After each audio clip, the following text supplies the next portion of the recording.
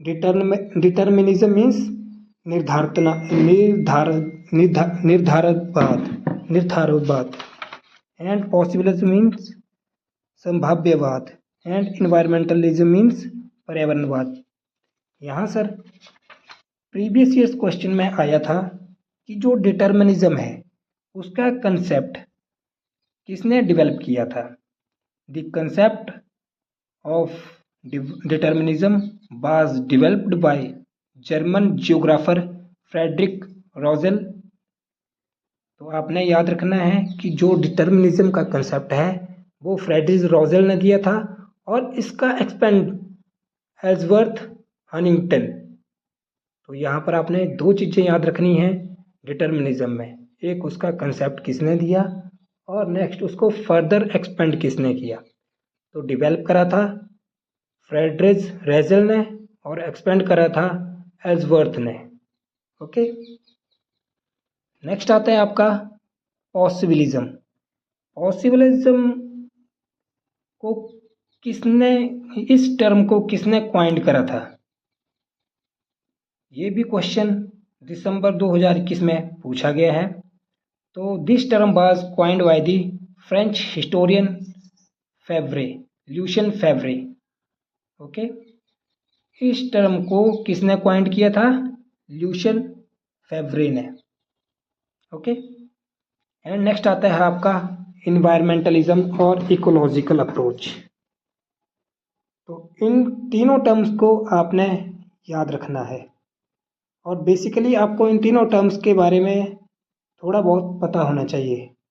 जैसे कि डिटर्मिनिज्म के अकॉर्डिंगली डिटर्मिनिज्म ये मानता है कि पर्यावरण ही मानव विज्ञान को नियंत्रित करता है।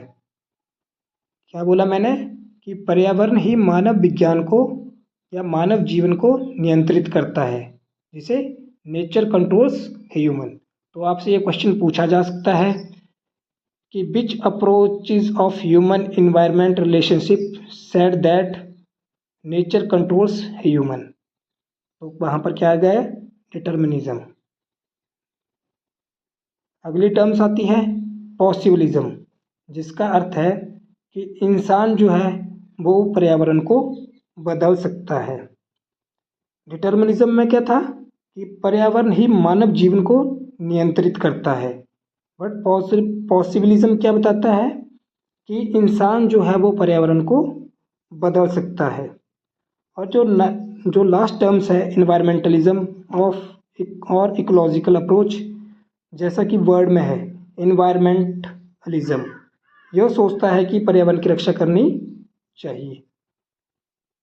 नेक्स्ट जो टॉपिक है आपका वो बहुत ही इम्पोर्टेंट है और यहाँ से भी कम से कम आप ये उम्मीद करके चलो कि यहाँ से भी आपको एक या दो क्वेश्चन देखने को मिल सकते हैं।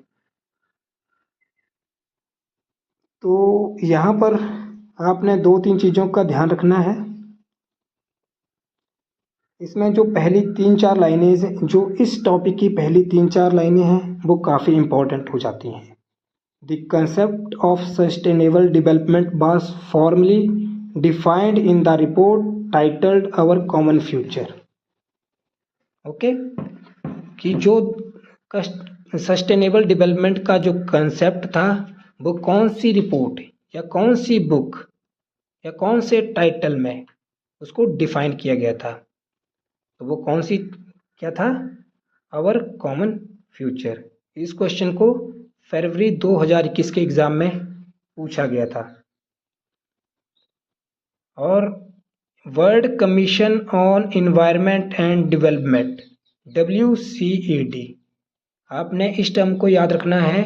WCED, आपसे इस टर्म्स की फुल फॉर्म भी पूछी जा सकती है कि what is the full form of WCED, world commission on environment and development, chaired by the Norwegian prime minister Gro Harlem Brundtland.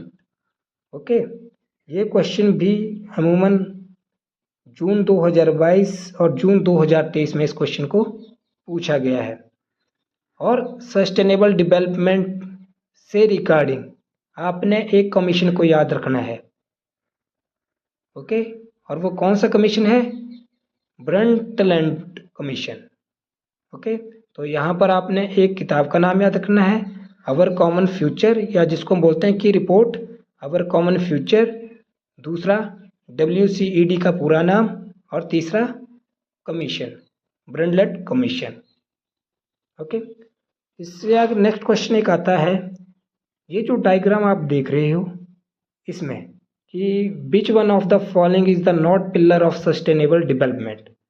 तो जस्ट आपने इसमें याद रखना है कि सस्टेनेबल डेवलपमेंट के सिर्फ 3 ही पिलर हैं, social, economics and environment. Okay, social, economic and environment. तो पहले आपने ऊपर वाली 3 टर्म में याद रखनी है, और इसके बाद आपने पिलर को याद रखना है। और लास्ट में एक आता है priority areas for achieving sustainable development. Okay, कि प्रायोरिटी एरियाज क्या हैं, जो सस्टेनेबल डेवलपमेंट बताता है ना, तो उसमें ना कुछ एरियाज को प्रायोरिटी दी हुई है। तो आप में ये जैसे 7 हैं, तो आपको ये पता होना चाहिए कि 7 जो एरियाज हैं उसको प्रायोरिटी दी गई है। इसमें से 3 दे देगा और एक कोई एक्स्ट्रा दे देगा, और पूछेगा कि which one of the following is not. तो आपने क्वेश्चन को दिमाग में रखना है कि उसमें से नॉट का शब्द तो नहीं किया है। ठीक है, तो आपको बेसिकली इन टर्म्स के बारे में पता होना चाहिए। पहला है slow down population growth, this is essential for addressing all the other priorities areas, कि जो पॉपुलेशन की ग्रोथ है उसको कम करना है। नेक्स्ट आता है poverty, inequality and third world debt. Okay, third है मेक एग्रीकल्चर सस्टेनेबल। फोर्थ है protect forest and other habitat.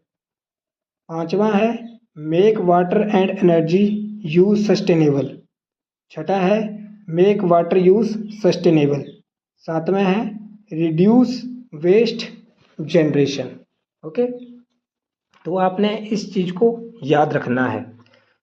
और ये जो टेबल है ये काफ़ी इंपॉर्टेंट टेबल हो जाता है। आपसे पूछ लेगा कि sustainable development goal, okay, total कितने हैं? 17। और कब अडॉप्ट किया गया था इनको? 2015 में। ओके,